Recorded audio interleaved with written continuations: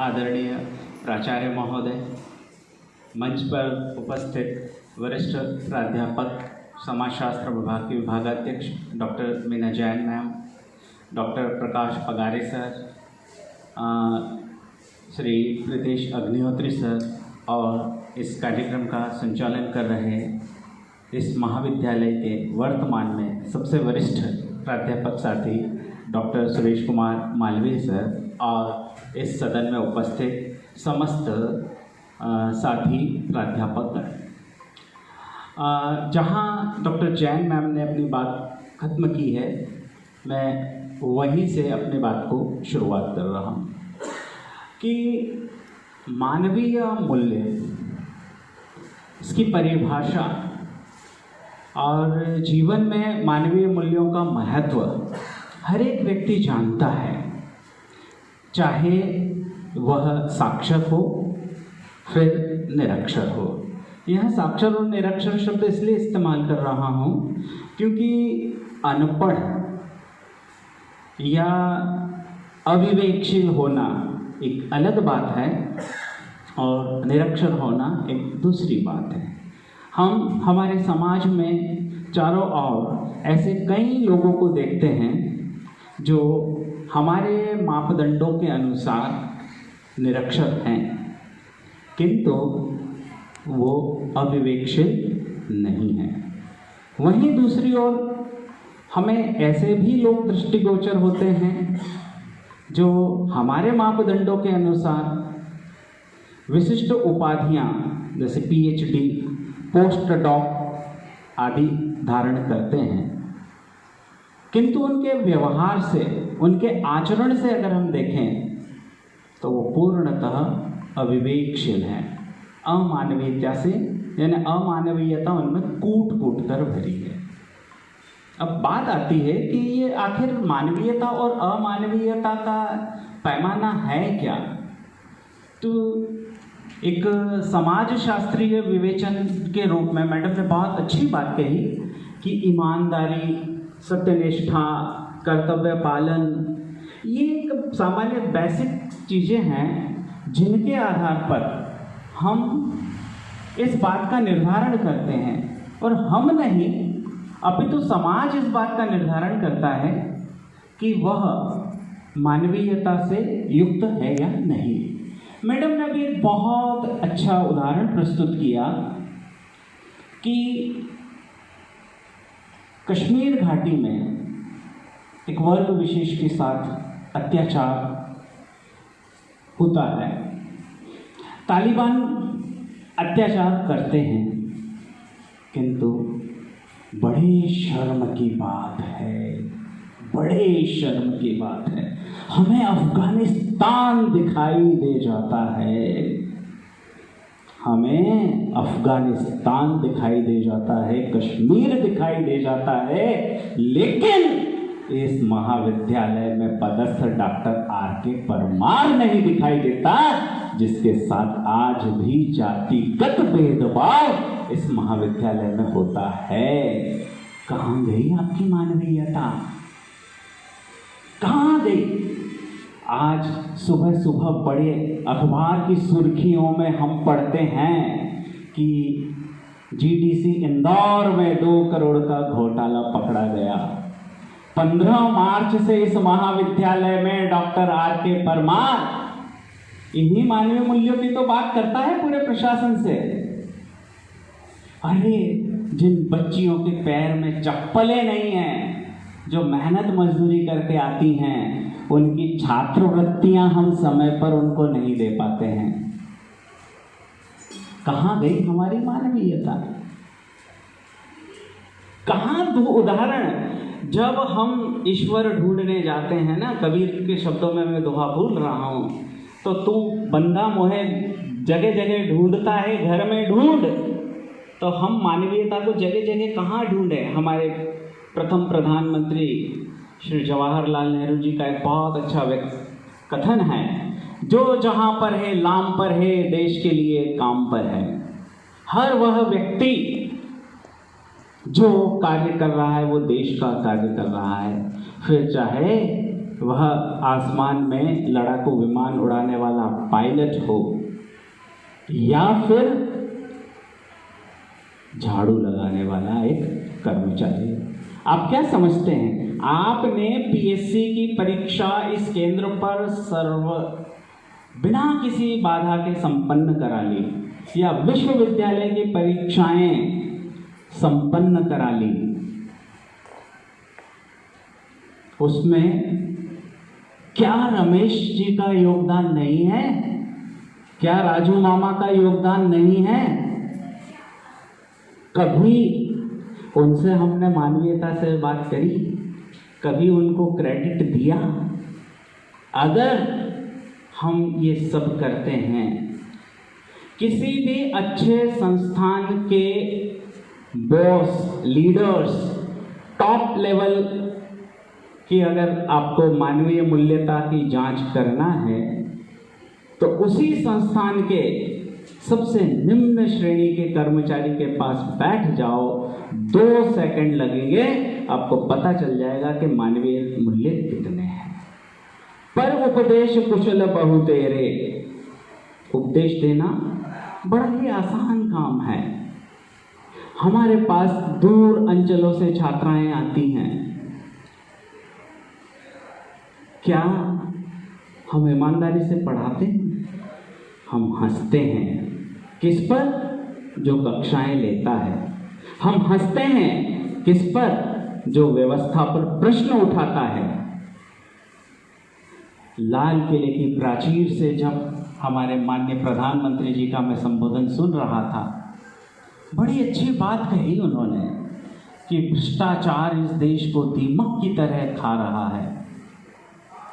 यहाँ बैठे हुए सभी प्राध्यापक साथीगण इस महाविद्यालय की वेबसाइट खोलकर देख लें।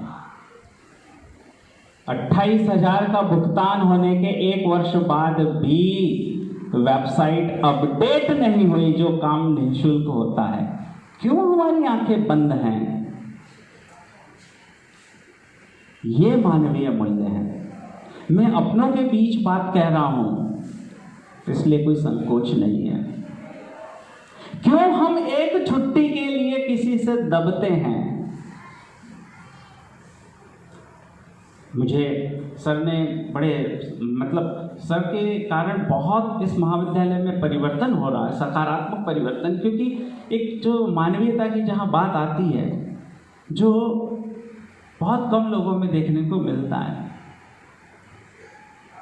कि सर आप पहले परिवार देखिए, सर आप ये देखिए। और हमने इसके पहले भी अमानवीय स्वरूप देखा है कि जब मेरे बेटे का ऑपरेशन हो रहा, वो ऑपरेशन टेबल पर है और छुट्टी सैंक्शन नहीं की गई और उस जगह भेजा गया जहां पर मुझे जाना ही नहीं था और किसी को जाना था। हमने ऐसे भी प्रशासक देखे, और सर जैसे मानवीय मूल्य से युक्त प्रशासन भी आज हम देख रहे हैं। तो मानवीयता कहीं से आपके अंदर इंजेक्शन के रूप में इंसर्ट नहीं की जा सकती। आपका जिस वातावरण, जिस परिवेश में लालन पालन होता है, आप जिन लोगों के साथ उठते हैं, जिन लोगों के साथ बैठते हैं, वहाँ से ही आप में वह मानवीय मूल्य धीरे धीरे प्रकट होने लगते हैं।